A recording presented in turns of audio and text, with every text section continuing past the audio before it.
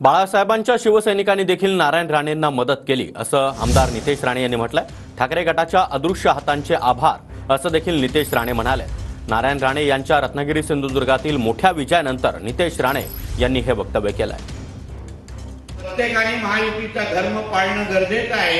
कुठेही उभाटाला अगर मदत होत असेल, महाविकास आघाडीला मदत होत असेल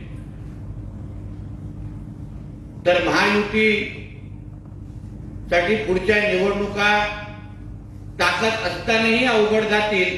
उभाटातले अदृश्य हातांचा पण मी मनापासून मी त्यांचे आभार मानतो